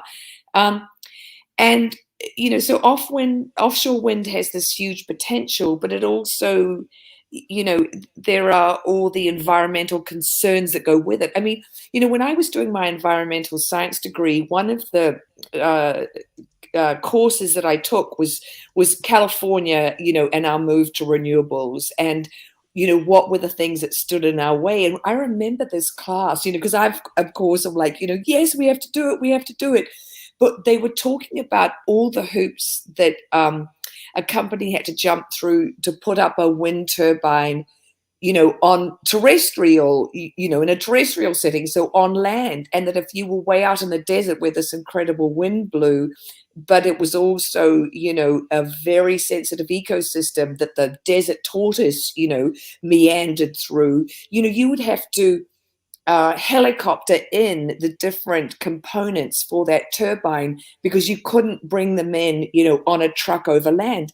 And of course, that's right, because we don't want to, right one environmental wrong, which is, fossil fuels, with another. And that's, renewables that hurt, precious ecosystems that are already taking a battering because of, our energy needs, our resource needs. And then in the ocean, which is being completely, I don't want to use the word. I'll use it. Destroyed. Yeah. Yeah. I mean, we treat it as an open sewer, and marine life at all levels. I mean, even life that, you don't see move and go on, various migrations. All life at all levels of the ocean is being negatively impacted, and that's to be polite. It's being destroyed by what we're doing to it. Yeah. Well, that is the word I was thinking, but yes, out of your lips rather than mine. But yeah, no. What we're doing out there is, egregious and terrible. And the thing. So we want to avoid doing more damage, is what you're saying. So the way these are constructed is critical. Yeah. And the fact is, look, there'll be this review. It'll take 5 to 6 years to jump through all the regulatory hoops. And can we really, secure a wind turbine in 2,500 up to 3,300 deep ocean waters? Right now the deepest floating turbines are off the shore of Norway, where ironically, guys, they are powering offshore oil rigs, but you know, that's what they're being used for. And Norway is actually using, you know, the money that they get from their oil to fund renewable energy and social programs and stuff. But it is ironic when you read like the first offshore wind turbines. What do they power? You know, offshore oil drilling. But this is the deepest water ever, and so you've got these huge long cables that have to be secured on the ocean floor. You know, and what about migratory, you know, pathways for whales?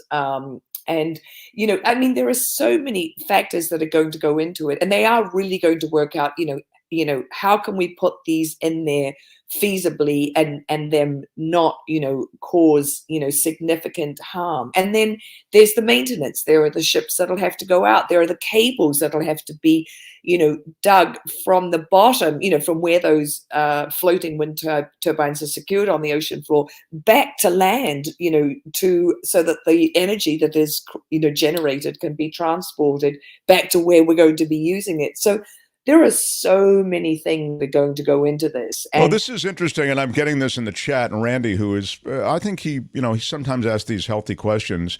He's not just an S disturber. He says, "Oh, for Christ's sakes, aren't the environmentalists happy with anything?" And I think you can be happy with what's happening with the embracing and the aggressive embracing of offshore wind energy. These are my thoughts, but to also be troubled by how things are getting done. You can be, this applies to all energy and all kinds of development. You know, if I said to you, hey, it's great, there's a new, I don't know, Whole Foods, grocery store, low-cost food, healthy food place going up, and it's just going to be 4 blocks from your house. So that's terrific. Yeah, they're in such a hurry because it's a food desert that they've waived a lot of the environmental kinds of considerations and all of those environmental impact studies, and they're just going to put the thing up. You go, whoa, wait a minute, that's not good. Yeah, and I think those same considerations are being applied here. Yes, and the thing is, Randy, I mean, I hear what you're saying, and it is a valid point. But the thing is, we do have to take all the stuff into account, because the fact is, you know, we live in a tapestry. You know, the ecosystems and the environment, you know, the biosphere. I mean, we rely on all of it, you know, from the atmosphere to the deepest depths of the ocean. And you pull one thread out and, you know, or you know, a couple of threads, and you could, you know, damage the integrity of that tapestry, you know, I hope that's a good enough analogy, but you know what I mean. And I'm alluding to, you know, the incredible environmentalist John Muir, because he, you know, talked about that, you know, you pull at one thread. And so we have to see this, you know, we have to keep the cohesion of our natural environment. And the thing is with, you know, with human beings is, you know, we're the sort of this uber species that are coming in and just, you know, using everything, you know, that we want and see, you know, and there's a thing called the carrying capacity and the carrying capacity of an environment. So if you put a bacteria into a petri dish of food, they will eat and eat and eat that food and reproduce until their population is so big.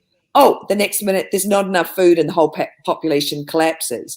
And they have surpassed what's called the carrying capacity of that ecosystem that they were living in. And we have to be super careful that we don't, you know, overreach, you know, ourselves and blow through the carrying capacity of this planet, which is a finite planet of resources, you know, in our quest for, you know, progress, you know, and just, you know, basic living. And this is, we're really on the sort of precipice right now, because, you know, the other thing, and maybe we'll have to talk about this next week, but, you know, the way we shop and consume all other goods, you know, from, you know, clothing and furniture and all these things, and how there's this suddenly, you know, we're sort of realizing like, hey, it's not sustainable the way we, you know, that 80% of the furniture that's sold in the States ends up in landfills. I mean, that's, you know, crazy. And frugality, you know, and I know I've said this on the show before, but, you know, I mean, we look at that now as, you know, sort of, oh, if you're frugal, you're cheap. But, you know, frugality actually means the wise use of resources. And so we have to be wise in how we use all those resources. And resources, and with offshore wind is this incredible resource for meeting our electricity needs. We have to access it in a way that doesn't do too much environmental damage, because we've already done too much environmental damage. Well, I mean, and when you say too much, it really has been too much. Frugality is a ding word, but there's another ding word and I missed it. Somebody can tell me what it was. But you're right. I mean, we're really past our expiration date at this pace.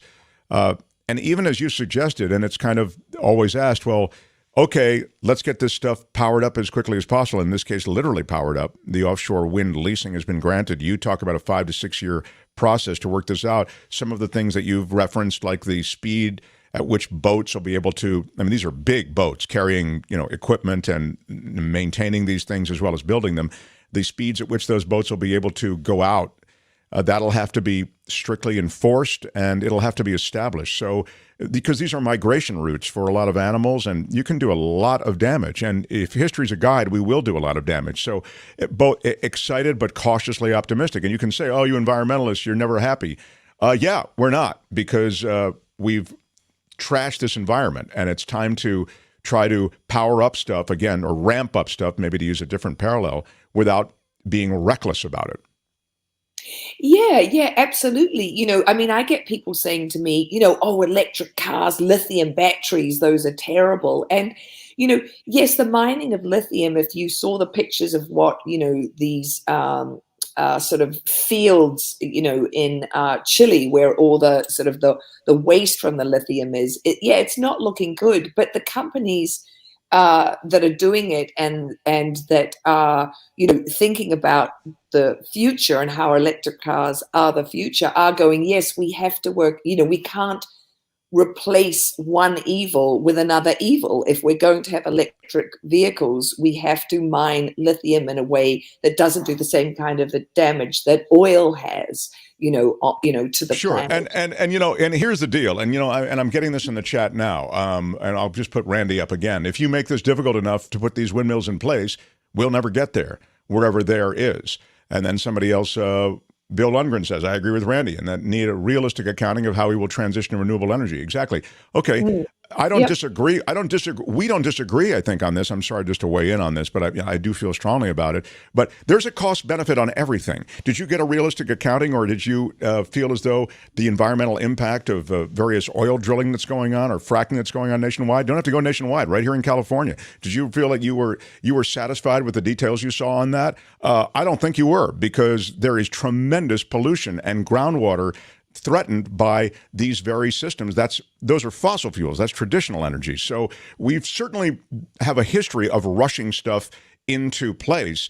And because of, frankly, buying legislators and, flooding the system with money, they've been able to get away with it.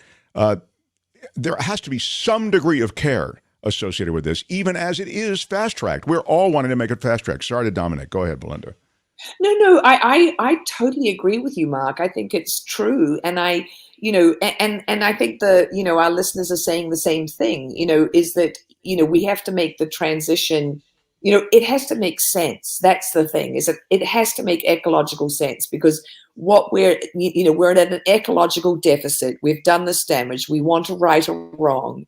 And so we have to do that mindfully, because we have not been mindful, as far as, fossil fuels go. And so that's really, what it's about right now. I mean, one of the things I've talked about on the show before, and it makes me so, I mean, it doesn't make my blood boil. I wouldn't go that far. But, this thing about solar panels, and if we just put solar panels on every available roof that we already have with the existing buildings in the world, that would be 11% of our electricity needs met right there. Now, who are we fighting? Utility companies, because they don't want to give up their profits. And the fact is, this sort of profit, as this this perpetual growth, and this, corporations, that their only, raison d'etre is, that they make their stakeholders, the biggest profit they possibly can. that is not good for the planet.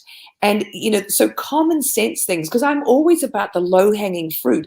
These roofs already exist. Put solar panels on them, work out a way with the negotiate with the utilities that they can make sense to them, because that's a no-brainer, rather than going out and to the desert and putting in a huge new solar plant. I mean, obviously we have to do that too, because we do have these I mean, the question is, when people are saying in the chat, yes, we love cheap gas and it has to be that, do you want your grandchildren to have a livable planet? I mean, that's what it boils down to. This is about our kids and our grandchildren at this stage. It really, truly is. You also get this kind of reaction. I just want to address it quickly. This is from Al Anonymous. Obviously, somebody didn't want to give their name.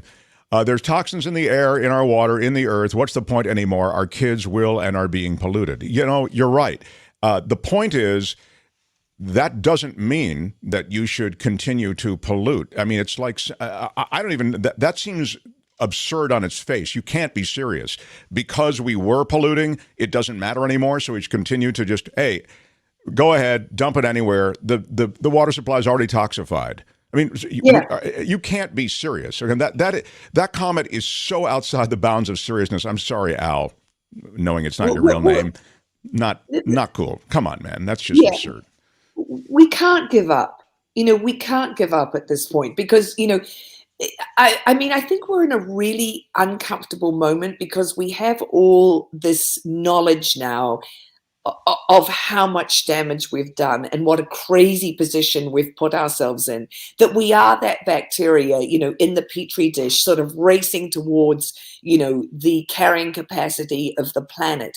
But now we know. And so now we're trying to apply the brakes and reverse course. And when an ocean liner is out in the ocean and it's going in one direction, it doesn't do a 180 quickly. It takes a lot. It takes a huge amount of effort. And so that's where we are right now. We're trying to make that 180 with the energy that we use, with the way we use resources, with making ourselves more right-sized on a finite planet. And the optimist in me believes we can do it. I mean, I've got a kid. I absolutely want to believe that we can do it. The pragmatist in me, and the realist, I despair sometimes, but I do. Yeah. Was that you, Ken? It was me. Yeah. I'm just thinking about what you're talking about as a mom, and how when when looking at kid, you can't ever, to what Al Anonymous was saying, eliminate the fact that they're going to be breathing in grossness, that they're going to be eating stuff that has plastic in it. You can't eliminate, but you can try to make a dent in it, right? You can try to do better. If you know Let me better, put it, do better. I'm going to just use a really gross, eerie, creepy parallel. I know that the place I sent my kids, they busted a teacher there for sexual assault on one of the kids. We talked about it. It seems like they didn't take it seriously enough, and there more and more sexual predators are working as staff there at this school. But you know what? There are sexual predators everywhere. They're all over the place. Not going to worry about it. It's going to send the kid off to school, and good luck. Really, would you be okay with that? No, of course not. They've got a great math program. Exactly. It's absolutely absurd on its face. The idea that you should do nothing. Sorry, Al. It doesn't. I get it. We talk about desal, we talk about solar farms, we talk about recycling dirty water. These are all things that have to be done. We may be dying as a species, and we, in the process, be killing off a lot of other species, but there is a long way between dying and dead, and you ought to make that the longest way you can, and that's why we talk about these things. So I agree, it's a multi-pronged effort. But sorry, Belinda, it's a, go ahead. Don't you think, and I made this question to Belinda, that, and your perspective, do you see children having kind of more ownership over a healthy environment than their parents? Because I've noticed my children, they take steps that are more environmental, and they get me thinking about things. Oh, yeah, absolutely. I mean, I know I talked about this once on the show. Millennials, they want to buy secondhand clothes because they know how the clothing industry is, so polluting, has this huge carbon footprint. And just the proliferation that I'm seeing of secondhand stores open up on Main Street in Santa Monica, where I live. And it's full of Gen Zs and millennials. That's how they shop. They really get it. And one of the things I wanted to talk about today, but we're going to run out of time, is, in Europe, there are the growth in secondhand sales of furniture, because furniture, like I said, 80% of furniture sold in the US ends up in the landfill. It's outrageous. But there's this huge growth in secondhand furniture sales in Europe.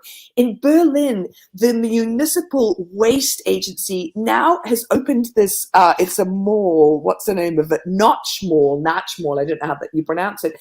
They sell furniture that has been discarded, left on the street.